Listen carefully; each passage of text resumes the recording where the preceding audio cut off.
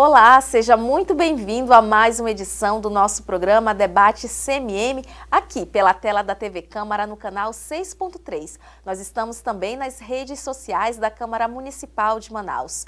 Hoje nós temos a honra de conversar com uma das parlamentares atuantes aqui na Câmara Municipal de Manaus, a vereadora professora Jaqueline.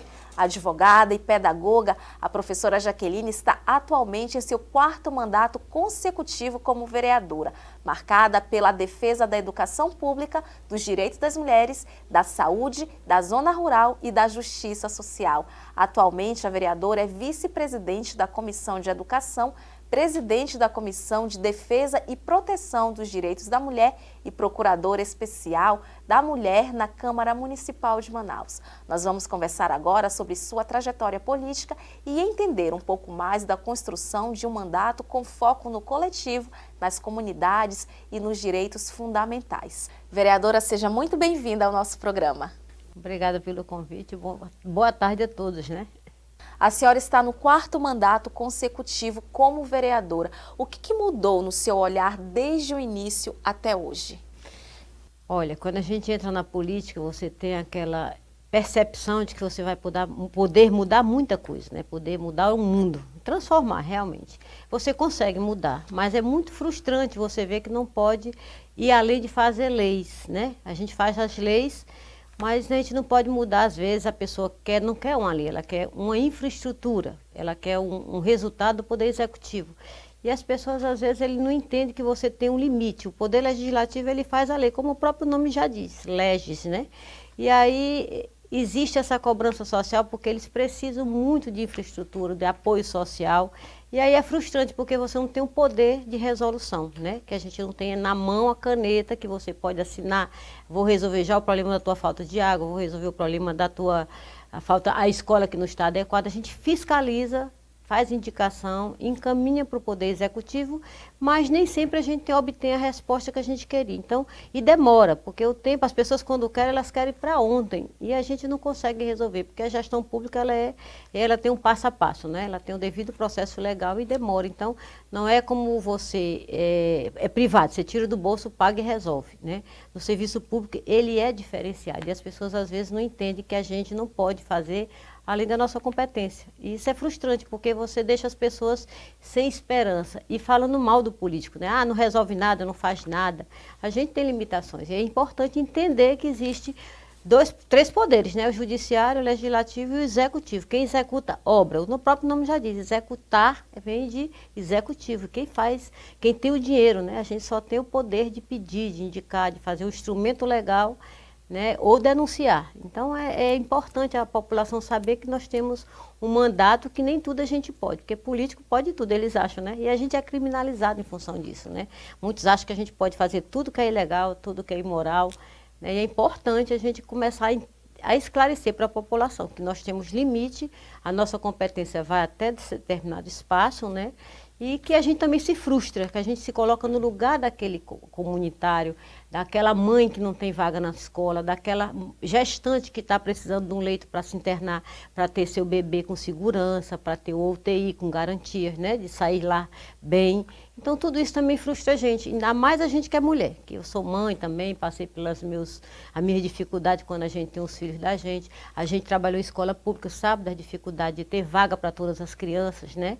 Então a gente também se frustra, mas é importante que não culpe a gente pelas coisas que a gente não consegue resolver, porque nem tudo a gente pode. Mas o que está ao alcance? Com certeza, eu sou uma pessoa que eu tenho uma máxima comigo. Eu não posso aumentar a frustração das pessoas. O que eu tenho que fazer é dizer para ela o que eu posso fazer ou não. Quando eu digo que eu vou até o fim da minha caminhada. Eu pego a pessoa, coloco dentro do meu carro e vou lá, porque se eu mandar um assessor, eu não conseguindo resolver, imagina um assessor. A gente tem que buscar, colocar essa pessoa. Então, a minha prática é essa. Eu não mando, eu vou lá e faço. Eu sou, assim, uma pessoa que eu acredito muito no meu poder. Se eu não resolver, é porque não tinha jeito, né? Então, assim, eu criei essa imagem, que procuro ser justa, procuro falar a verdade, né? Para não ser mais uma que frustra a população, que frustra as pessoas que procuram um resultado e é mais uma pessoa infeliz, né? A gente já tem tanta desesperança na população, nas pessoas, que você não pode ser mais uma, aumentar esse descrédito com a camada de pessoas da política, né? Com o político em si. A senhora é nordestina, construiu a sua trajetória política aqui em Manaus. Houve resistência por ser uma mulher nordestina? Olha, a gente tem muitas resistências, né? A gente tem, mas assim, nada que você não possa superar. Eu acho assim, quando eu sou uma pessoa que eu sou canhota, né? Eu sou do lado esquerdo. A mamãe já dizia que eu nasci do lado errado, né? Aí eu sempre assim, quando o não vem, eu tenho que ter um sim. Então eu vou buscar esse sim. Quando eu me frustro, que a gente tem aquelas revesses na política, você tem muita frustração também, né? Você tem muito assédio, você também é calado, é silenciado, tem violência política de gênero. Mas assim, se eu ficar com medo de reagir, eu vou me clausurar. Então eu reajo, eu vou buscar as soluções, eu enfrento os desafios, né? Com medo de eu mesma perder a coragem. Então, se eu quero ser exemplo, eu tenho que ter coragem. E é um desafio você estar na política, porque você sai de zona de conforto. Nós fomos formatadas, eu digo sempre nas minhas palestras, eu vou muito à escola fazer palestra, para sermos dono de casa. Então, a zona de conforto da gente é ser dono de casa, que a gente trabalha para ser mãe, a gente é cuidadora, a gente sabe lavar prato, a gente foi criado lavando prato, a gente foi criado passando pano de chão, né? A gente foi criado obedecendo, criando os irmãos da gente também.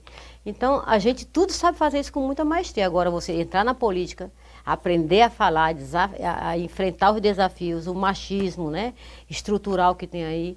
E as próprias mulheres, que também acham que a gente não tem que estar ali. Muitas das mulheres acham que a gente está de enxerida, né? Então, não é assim. A gente pode também quebrar romper esse silêncio, né, de não poder participar da política, porque a gente pode fazer muita política boa.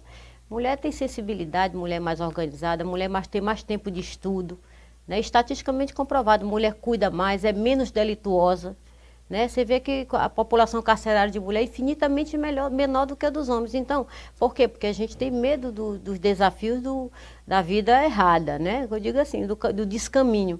Então, assim, nós mulheres somos boas para a política, eu vejo assim. Só que nós mulheres não votamos nas mulheres. Infelizmente, nós somos população maioria de eleitoras, somos 53% de eleitoras, e não conseguimos colocar aqui nesta casa, por exemplo, na Câmara Municipal nós temos 3 mulheres. E 38 homens, de 41 vereadores, nós temos só 3 mulheres. Então isso é um reflexo direto e claro de que mulher não vota em mulher. Ela vota no homem bonitinho, no homem arrumadinho, no bobadinho, né? Eu digo sempre isso, o pessoal ria, mas é verdade, ela vota na aparência do homem bonito, né? A gente não é mulher velha, o que quer fazer isso aí? Vá para casa, né? Muitas mulheres dizem, mulher, o que tu quer fazer na política? Aí eu fico desanimada, né? Eu fico olhando para a pessoa, digo, não, mas eu tenho contribuição a dar, né? A gente pode fazer diferente. Então, a política tem desafios. E o maior desafio é você se empoderar na política, estar nesse espaço de poder e decisão. E se manter, né? E se manter, né? Mais difícil ainda. E o que a senhora se considera como o marco mais importante do seu mandato? Não só nas leis, quanto nas ações. Olha, quando eu comecei meu mandato, eu como sou da educação e trabalho com muitas colegas diretoras, eu tinha muita pena, assim, pena entre aspas, né? Que não é nem boa palavra legal, pena, mas eu tinha muito, e eu ficava muito insatisfeita com a invisibilidade da educação do campo, o pessoal da zona rural. E por ser diretora, eu conversava muito com as meninas, né? As diretoras também. Eu chamo menina, mas são nossas colegas gestoras, né? E o pessoal da comunidade rural também, o produtor rural, porque eu moro uma parte da minha vida na zona rural. Eu vim da zona rural, sou proveniente do interior do Ceará, né?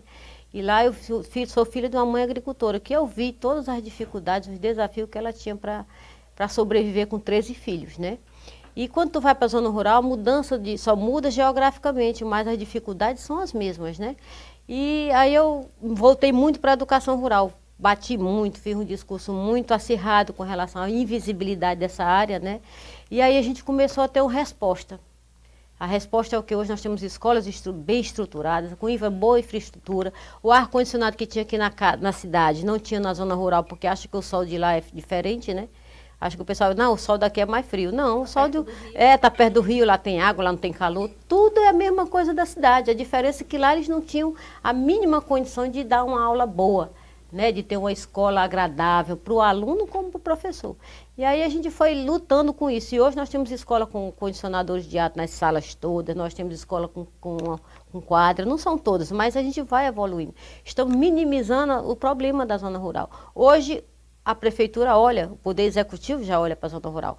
Hoje nós temos umas escolas boas, temos também asfalto nos ramais, é uma luta que a gente empreendeu, e um compromisso também da prefeitura, do prefeito. Ele fez 12 ramais, né? E com promessa de fazer mais. Então, onde tem escola, precisa ter acessibilidade, né? A escola é o maior, eu digo que é o polo de concentração, a riqueza da comunidade é uma escola, ou escola ou UBS, né? A escola, a comunidade desenvolvida no ponto de vista da população rural é aquela comunidade que tem esses instrumentos públicos, né? A escola básico necessário, que tem iluminação pública, que tem um campo, que tem uma escola, que tem uma UBS, essa comunidade é riquíssima, ela é diferenciada. Então a gente foi lutando por isso aí. Hoje tem os UBS também reformadas, UBS com poço artesiano, escola que não tinha poço artesiano, onde crianças tomavam água do rio Amazonas, Rio Negro, crianças que tinham que decantar a primeira água, baixar a sujeira para depois ela beber. Eu vi isso. E a gente fez muito poço em escola, com emenda parlamentar, né? Eu destinei verba, fizemos poços artesianos, e hoje nós temos pouquíssimas escolas que não tem poço. Acho que quase nem tem mais, né? Então, assim, são essas atitudes, são essas coisas que fazem diferença no nosso mandato, que deixam o prazer de saber que você contribuiu politicamente, que é executivo, isso aí você faz uma obra, né? Mas eu fiz com que, com a emenda parlamentar que a gente tem aqui na casa, né? A casa nos dá um recurso que é destinado para o vereador, ele não é um recurso que vem para o bolso do vereador. Bem explicar isso, porque as pessoas pensam que você pega uma saca de dinheiro, bota no bolso e vai distribuir. Não, ela é um valor contingenciado pela prefeitura, destacado para o vereador, que ele destaca esse valor para onde ele quer fazer seus trabalhos sociais. E aí eu comecei a fazer reforma em algumas escolas da zona rural, porque também o dinheiro não dá para tudo, né? Conseguimos fazer... ampliar escolas também, né? Conseguimos também fazer poços artesianos onde a escola tomava água do rio. Então são essas melhorias que dá o prazer de saber que você fez um mandato produtivo. E aí já está há 12 anos, né? Aí 12 anos fazendo essas confusões, né? Brigando por aí. Fazendo esse trabalho. Olha, a gente vai fazer a primeira pausa aqui no debate CMM, mas não saia daí que o intervalo é rapidinho. E no próximo bloco nós vamos falar dos projetos de lei de autoria da vereadora. Não saia daí.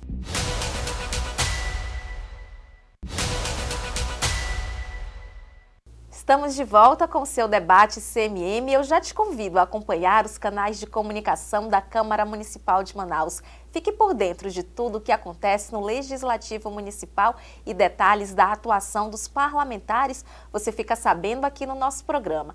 Claro que também você acompanha as nossas redes sociais, Instagram, YouTube, Facebook e vai saber o que é notícia aqui no Legislativo. Nós estamos conversando com a vereadora professora Jaqueline e a gente fala agora de educação. Qual é o maior desafio, vereadora, hoje para a valorização dos professores e profissionais da educação aqui em Manaus? E a senhora que vem dessa área de educação. Olha, o maior desafio hoje que a gente enfrenta é uma valorização salarial, né? Uma justiça salarial. Professor, se você for para uma sala de aula, hoje nós estamos vendo um público de jovens professores que estão desistindo da profissão. Abandonam, não querem mais. Por quê? Porque não tem essa valorização salarial, uma competitividade de salário com outras profissões. Então, assim, nós temos uma carga de trabalho muito grande, a população está cada vez mais com problemas no sentido de que nós temos muitas crianças especiais, crianças atípicas que precisam de um atendimento diferenciado. O professor ele não está com condição de acompanhar todas essas crianças, porque hoje tem uma educação inclusiva, né? E hoje é uma realidade que a gente não pode mais colocar para debaixo do tapete. Nós temos crianças, muitas crianças com diagnóstico de autismo, muitas crianças com autismo severo, outro mais leve, mas são crianças que precisam de uma atenção especial. E o professor, ele está assoberbado, porque cada vez vem mais criança com autismo, mais criança com outras deficiências, outras necessidades especiais. E nós temos essa dificuldade hoje de pegar esse profissional, reconhecer esse esforço dele, né? Esse professor que está até espancado, a violência contra o professor nas escolas. Nós estamos hoje numa situação dos colegas que estão desistindo com medo, professores estão adoecidos, porque é muita violência dentro das escolas, sem controle. Hoje a gente está lá enfrentando os vários desafios. Antigamente era o desafio de você estar preparada para repasse de conteúdo. Você tinha que estar pronto, o aluno era desafiador, ele desafiava você para dar aquela aula boa, fazia perguntas até inconvenientes para ver se você tinha domínio do conteúdo. Hoje não, você tem que estar se defendendo do aluno que é agressor, que você vê professores que são espancados, professores com burnout, com as síndromes que ele já tem, psiquiátricas mesmo, professor adoecido. E ainda mais que esse salário que a gente recebe hoje. Hoje nós estamos discutindo nesta casa um valor de 5,48. Não reflete nenhum ganho real. A gente está recebendo só o quê? Reposição salarial da inflação. Quer dizer, que a gente vai viver só para repor a cesta básica. Vamos comer, vamos ganhar, vamos comer, vamos pagar a luz. Ele não tem como comprar um bem de consumo para ele próprio. Eu vou melhorar minha casa? Como que eu vou melhorar se o meu salário sempre vai ser desse jeito? Eu venho só para receber a reposição da inflação. Então eu não ganho, eu não enriqueço, ele está empobrecido. O professor fica empobrecido por quê? Porque ele não tem essa valorização salarial.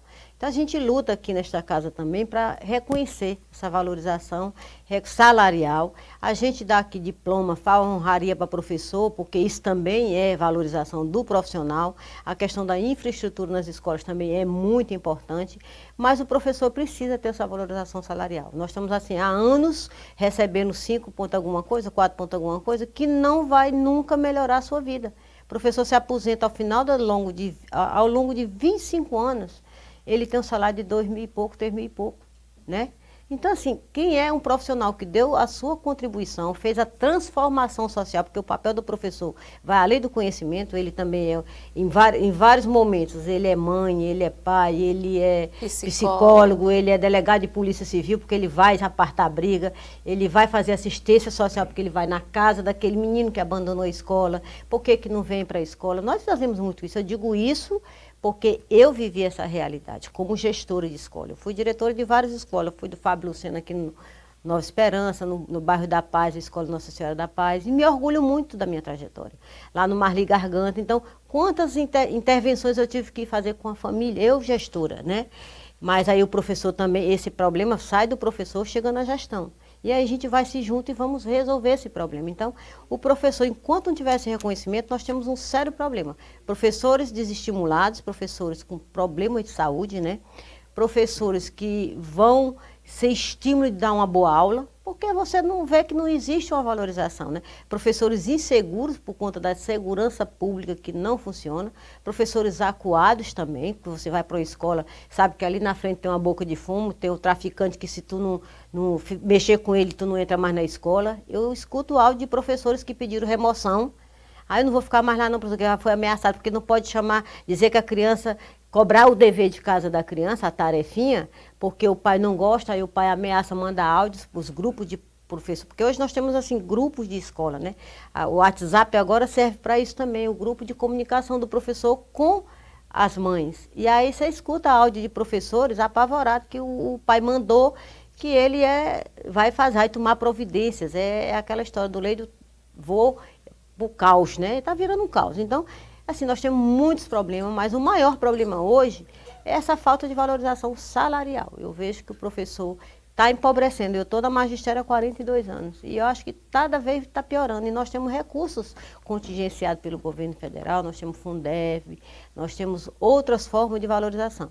Só que não se percebe essa importância da categoria, embora que a gente seja uma das categorias, é a categoria mais importante, que é por a mão do professor e mais o primário, aquele de educação infantil que começou a tua vida, porque tu é bem formatado na base, que é na educação infantil.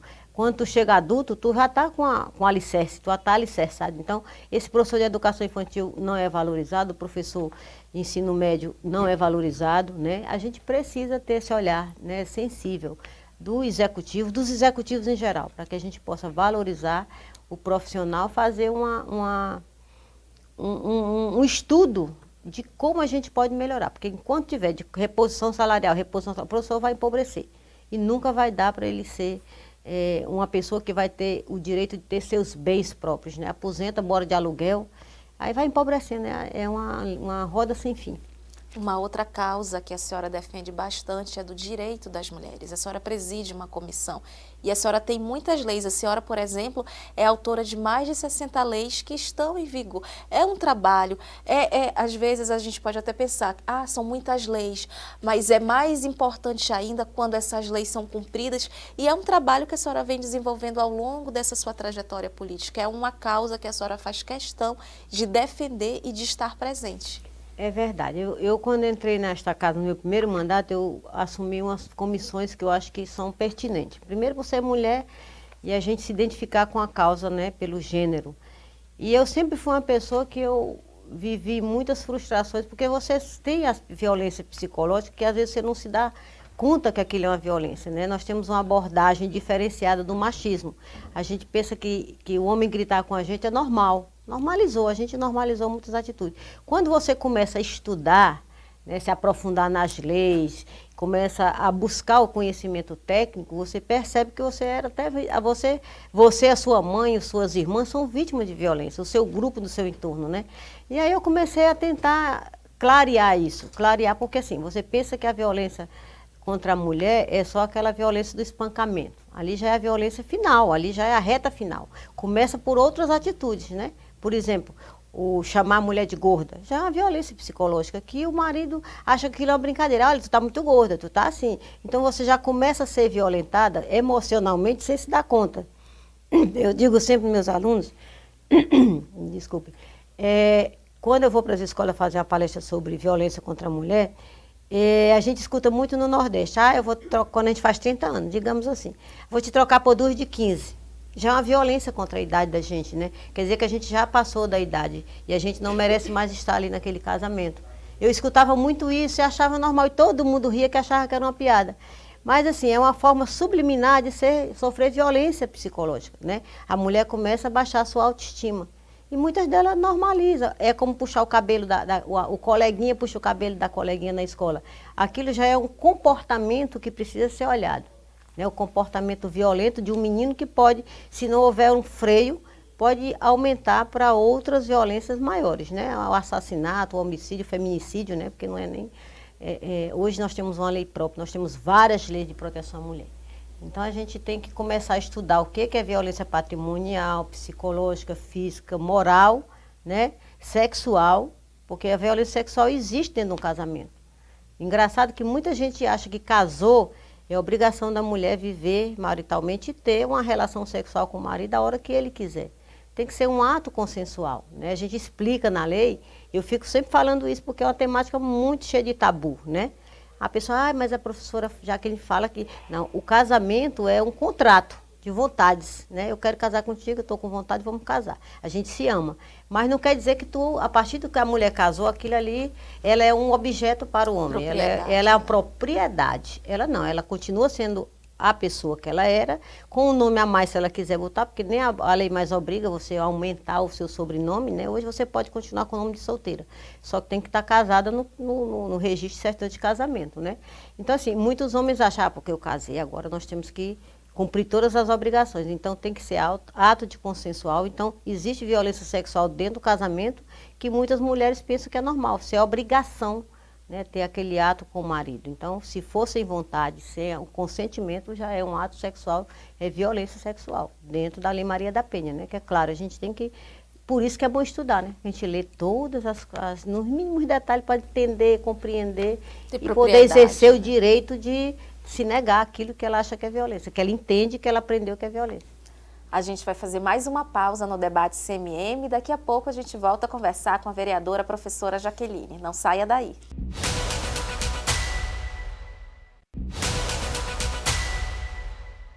Já de volta com o terceiro e último bloco do debate CMM, e se você perdeu algum programa, não se preocupe, no canal do YouTube você tem acesso a toda a programação da TV Câmara. A gente continua a nossa conversa com a professora Jaqueline e a gente continua falando de leis. Vereadora, a gente falava de leis que defendem a mulher, mas além dessas leis, a senhora também tem outras importantes. Quais a senhora acha necessário destacar? Olha, eu tenho muitas frentes de trabalho, como você já sabe, né? Das mulheres a gente tem muitas leis já sancionadas. Mas eu tenho uma lei da saúde que eu achei muito importante, que nós conseguimos aqui na casa. Nós temos uma frente parlamentar em defesa das pessoas vivendo com HIV, AIDS, né, e tuberculose. O que é que eles me procuraram? O comitê, o fórum de discussão, que eles têm muita gente com tuberculose. O Amazonas é o estado que mais tem pessoas vivendo com tuberculose e também HIV. E o que acontece? Eles não têm como fazer o tratamento, acompanhar esse tratamento no Cardoso Fontes. O que eu fiz? Entrei com pedido de resolução para mudar a lei municipal, que é a LOMAN, a Lei Orgânica do Município, que é a nossa Constituição Municipal, para mudar que a gente conseguisse dar o transporte gratuito para as pessoas com tuberculose e fazer o tratamento. Porque, assim, inicialmente o tratamento é feito lá no Cardoso Fonte ambulatorialmente, né? Ele vai lá, recebe o medicamento e toma na frente da enfermeira que acompanha esse paciente. Quando ele está mais, já evoluiu no tratamento, aí ele pode tomar em casa, pegou o comprimido e toma em casa. Mas inicialmente ele tem que ir lá no ambulatório. E o que acontece? Muitos abandonavam o tratamento porque não tinha dinheiro. Eles, quando têm tuberculose, geralmente são pessoas de baixa renda, que têm uma alimentação inadequada, que não tem nem alimentação, nem que seja inadequada, né? A maioria não tem a alimentação certa, correta, saudável e aí desenvolve a tuberculose, que é um bacilo que está aí. Todo mundo, um dia ou outro, vai... Nem todo mundo, mas nós temos uma população muito grande disso. O que acontece? Conseguimos mudar a LOMAN.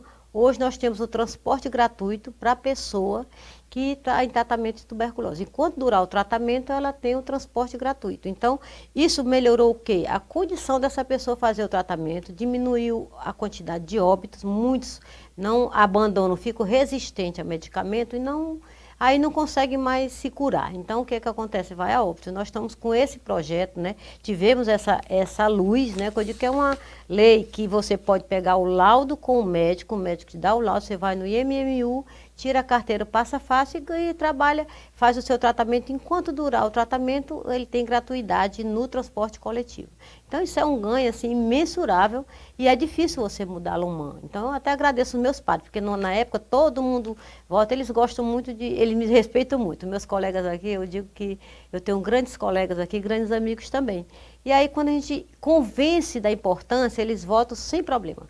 Eu tive a ideia, mas todo mundo abraça a ideia, que é isso que é importante. Então, isso é uma lei, essa emenda LOMAN, que eu gosto de deixar bem claro, porque muita gente desconhece a lei, apesar de nós termos publicidade na lei, muita gente não conhece. Então, é importante a gente divulgar que hoje a pessoa de tratamento de tuberculose, ela tem direito ao transporte coletivo gratuito enquanto durar esse tratamento. A senhora tem um grande trabalho, uma grande fiscalização nessa área da saúde. Recentemente, a senhora teve uma reunião com a comissão que a senhora preside de direitos da mulher aqui da Câmara Municipal e a senhora começou uma série de visitas às maternidades, inclusive foi acompanhada por um vereador, o João Paulo Janjão. Então ele viu esse seu trabalho, outras integrantes, as outras vereadoras, Thais Alipe, a vereadora Iomara Alice também lhe acompanharam. E a senhora foi lá acompanhar de perto e saber se as leis dentro das maternidades elas estão sendo cumpridas, se essas mulheres estão sendo assistidas da maneira correta.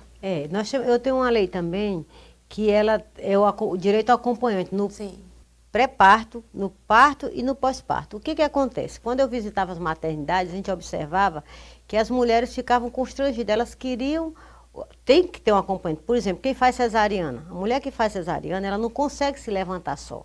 Quem tem parto normal, dá para se movimentar só, até porque a gente é obrigada a andar logo. Agora, quando mudou muito, né? Antigamente você ficava sentado não sei quantos dias, hoje não. Terminou de ter menino, começa a andar.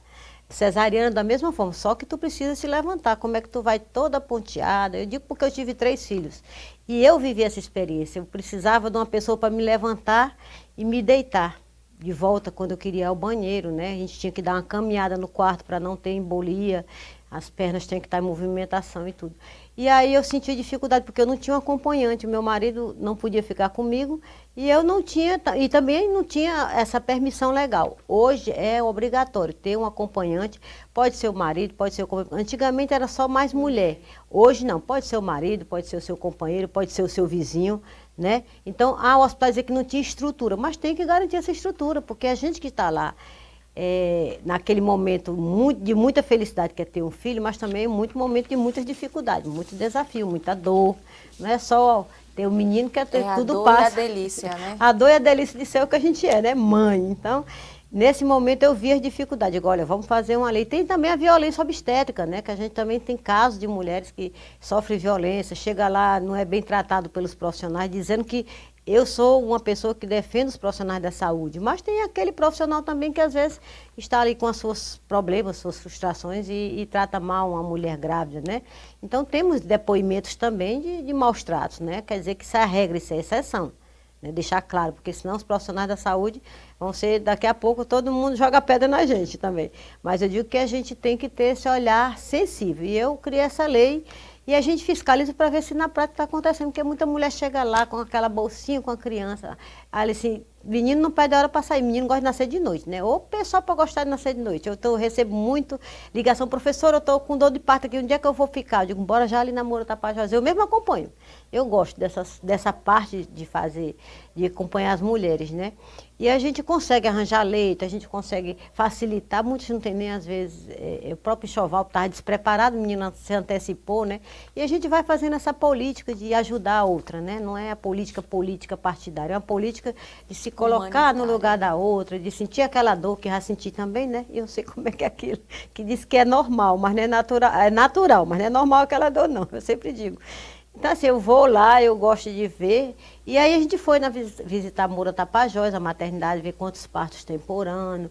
A gente faz uma estatística, ver quantos leitos. Então, tem evoluído. Quando a gente fiscaliza, o gestor público, ele se prepara melhor. Ele fica com, olha, estamos sendo fiscalizados. A gente faz, mas eu não vou fiscalizar para denunciar, aquela coisa, denúncia vazia. A gente vai também para contribuir, que às vezes a gente pode contribuir. Nós temos um SAVES, que é o Serviço de Crianças, de pessoas que sofrem abuso sexual, né? Violência sexual, e que a gente pode contribuir, tem crianças que são atendidas lá, crianças que recebem presente, a gente pode doar, né, com emenda parlamentar, comprar presente, comprar brinquedos para deixar naquela sala. Você pode também contribuir, você não vai só para fiscalizar, você vai para deixar também um pouco de si. E eu acho importante as pessoas, os nossos colegas ficarem encantados, porque eles, poxa, já que professora, ninguém nunca tinha visto. Então é muito fácil você pegar um microfone e falar mal, sem saber como é que é o fazer diário daquilo ali, né? Como é a dinâmica de uma escola, como é a dinâmica da maternidade, né? Como entra, porque a gente recebe muita denúncia de mãe que não tem leite, que todo mundo reclama. Mas assim, será que o outro que está lá naquela ponta também não está dando o seu melhor, né? O melhor de si para aquela mãe? A mãe chega com 4 centímetros de dilatação, ela quer ser internada, não tem leite suficiente para todo mundo, e como é que eu vou internar? Então vamos internar aquela que está com mais dilatação. Aí liga para a gente, olha professora, eu fui, bati e voltei. Aí a gente já fica pegando a dor dela. Aí eu já estou ficando com raiva que eu vou lá resolver isso. Aí eu ligo para a diretora, não professora, é porque ela está só com essa dilatação e não é sinal ainda de parir, né? Porque a palavra certa é parir mesmo. E aí ela teve que voltar. Aí eu fico com pena da pessoa que não tem dinheiro do ônibus para ir voltar o táxi, o Uber, né? Vai voltar e tudo, a gente tenta ajeitar ali, mas tem hora que não tem como ajeitar porque não tem leito para todo mundo suficiente. Então, a gente tem que cobrar mais leitos, tem que cobrar mais maternidade, né? Não é dar o jeitinho, é tentar abrir essa política coletiva, porque nem todo mundo, eu sempre digo, tem um telefone da vereadora e liga a hora que quer para conseguir um leito. E aquela que não tem, que vem da zona rural, que vem assim, no sufoco, e chega e volta. Como é que volta para a zona rural? Quem mora lá no Pau Rosa chega aqui e vai ter que voltar, não tem um parente para acolher, não tem uma pessoa que possa ficar e deixa um monte de criança em casa. Geralmente vem e já deixa um monte em casa, né? Então não pode estar indo e voltando. A gente tem que ter esse olhar mais do todo, né? Para ver o que a gente pode fazer. Eu acho que a solução seria mais maternidade para nossas mulheres, né? Tem muita gente tendo menina aí, né? E é bom. A população tem que crescer, né? A senhora sempre defende o papel da mulher na política. São mais de 12 anos como parlamentar. E para encerrar, quais são as suas metas futuras? Quais as suas perspectivas, o seu trabalho futuramente? Porque a vereadora professora Jaqueline tem uma trajetória. E desse novo trabalho, são mais 4 anos. O que a população pode esperar? Olha, eu quero continuar fazendo aquilo que eu fiz, sempre. Porque assim, muita gente inova, quer inovar. Eu não sou muito midiática, né? Porque tem muita gente que faz um vídeo e bomba. Eu gosto muito de estar na base, na ponta. Eu vou lá, visito, meus votos, nunca fui explosão de votos, nem fui também uma pessoa que teve uma votação insignificante, né? Mas por quê? Porque eu mantenho o meu voto orgânico, é aquele voto da pessoa que me conhece, que sabe que quando me liga eu atendo, que quando precisa de mim eu estou lá. né? Eu não estou na casa das pessoas, mas ela tem meu número. Na hora que ela me liga, oi, professora, eu estou precisando assim, o que que a gente pode fazer? Bora resolver. E eu abro o meu gabinete aqui é 24 horas. Se tiver a pessoa, eu tenho que marcar com a senhora. Não, a hora que chegar, segunda, terça e quarta, eu estou aqui. E atendo, não precisa marcar, não precisa, eu tenho que agendar. Não, eu atendo. Se for para dizer um sim, eu digo, se eu puder resolver, senão eu digo não, sem problema nenhum, porque às vezes as pessoas querem só a verdade. Ela não quer um sim mentiroso, ela quer um não verdadeiro. Então eu sou do verdadeiro, então eu trabalho assim, dessa forma, eu nunca fecho a porta para quem quer. Eu tenho uma orientação no meu gabinete, não mande voltar, porque quem veio da sua casa até aqui é porque tem alguma coisa que quer falar comigo. Então me chame, nem que eu abandone aqui a plenária, a gente sai, foge, sobe e desce, né? Mas tem que atender, porque ninguém vem aqui só porque quer me ver. Que é algum problema que ela quer resolver, né? E eu sempre trabalhei nessa perspectiva. Visito minhas escolas, meus colegas professores. Eu não faço muito alarme no meu posicionamento, mas eu sempre sou verdadeira, sou corajosa, eu tenho coragem, né? Às vezes eu tenho vontade de ter medo, sabe? Ser medrosa, me esconder debaixo da mesa, mas eu digo, não, não posso fazer isso. Eu tenho que reagir. Porque se eu ficar enclausurado no meu próprio medo, eu não vou ser modelo para ninguém, eu não vou ser força. Eu quero sair da política, mas deixar o nome sedimentado, né? Eu queria deixar outras pessoas que se espelhassem na gente, ser modelo, ser espelho, né? Mostrar que nem todo mundo está ali para ser corrompido, para corromper, que as pessoas podem fazer diferente. E queria que tivesse mais mulheres com coragem de entrar na política, sair da zona de conforto. Porque é como eu digo, fazer os trabalhos domésticos, estudar a gente estuda, tudo a gente sabe fazer, ser cuidadora, resolve mil coisas. E dá para ser parlamentar, dá para ser mãe, dá para ser professora, dá para ser muita coisa, advogada. Você faz tudo ao mesmo tempo. Eu sou assim, um turbilhão de coisas e eu não vejo dificuldade nenhuma em ser parlamentar. Eu não vou me vitimizar porque me trataram mal, os homens me agrediram. Eu vou reagir e vou também dar minha resposta. Então, assim, eu não tenho que ter medo de ser o que eu sou. E eu queria que muitas mulheres saíssem dessa zona de conforto, que é estar em casa cuidando dos meninos. Eu também cuidei dos meus filhos. Eu tenho 3 filhos hoje e meus filhos já estão 25 anos, 27 e 29, né? Todos eles são médicos. Eu fui uma mãe que era extremamente cobradora das responsabilidades dele, né? Sempre procurei ser exemplo, não digo faça o que eu digo e não faça o que eu faço. Isso não cola mais, nem com ninguém. Então eu sempre dei meu exemplo de compromisso com eles, de acordar cedo e trabalhar. Tanto é que meus filhos hoje, eles sempre foram assim, eles nunca precisaram levantar menino para a escola. Eles, quando eu me levantava, todo mundo se levantava ao mesmo tempo. Todo mundo estava arrumado, todo mundo estava dentro do carro e ia-se embora. Então, assim, criei meus filhos com esse mesmo gosto pelas responsabilidades, né?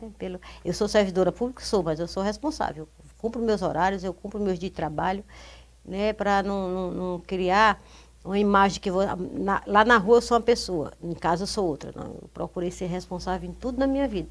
E meus filhos deram certo por isso, porque eu fui ausente, mas no momento que eu estava na minha casa, eu cuidava deles com qualidade, né? Não é tempo, da quantidade de tempo, é qualidade no tempo. Eu sempre procurei ter qualidade no tempo de convivência com meus filhos, né? E com a escola era a mesma coisa, o tempo que eu estava lá era de qualidade. Aqui eu procuro estar aqui fazendo as coisas com qualidade, com responsabilidade. Então, é um compromisso e é um desgaste, porque você vive tensa, você vive cobrando e quem cobra não é bem visto, né? Mãe é bom quando o pai é bom porque ele só dá o presente, a mãe é a cobradora, né? Então a gente tem um papel muito injusto na nossa vida. Mas assim, eu queria sair da política, deixar um dia, porque a gente vai ficando velha, já estou com 61, daqui a pouco a gente passa o cajado para outra, mas eu não queria deixar minha vaga para um homem, eu queria deixar para uma mulher. Eu queria ser substituída, nossas vagas de mulheres fossem substituídas por outra mulher. O que não está acontecendo, nós estamos perdendo vaga de mulheres para os homens. Mas na política, enquanto a gente não mudar a legislação eleitoral, né? Lá em cima, que é no STF, né? A gente mudar, que nós temos que ter assento e não cota. Enquanto a gente for cota de mulher no parlamento, a cota de 30%. A cota de 30% não me garante o resultado final, que é a vitória na eleição. Nunca vai garantir isso. Garante que eu estou inscrita para concorrer. Agora, concorrer com as mesmas condições de igualdade dos homens, nós não concorremos. Nós somos vistas como menores, né? A gente sempre é deixado um pouquinho de lado. E se você não se impuser, não fizer uma confusão, que a gente briga, aí a gente vira barraqueira, né?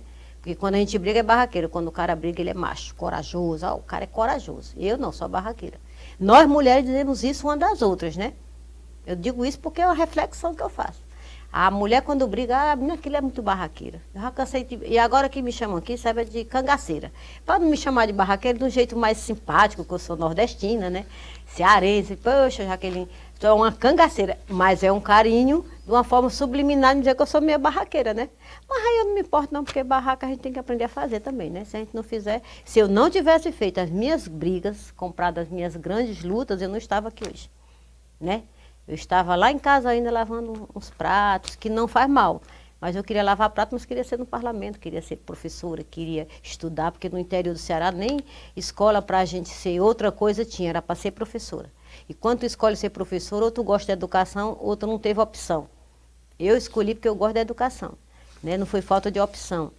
Mas que a gente precisa evoluir, melhorar, tanto na política, como na valorização dos professores, como na valorização das mulheres, o respeito às mulheres, né? As bandeiras que a gente tem que ver na mulher de vários aspectos, né?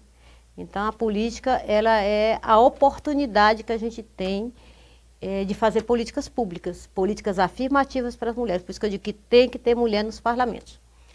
Eu não posso criar uma lei para uma mulher se eu não me sinto no lugar dela, não me coloco na posição dela.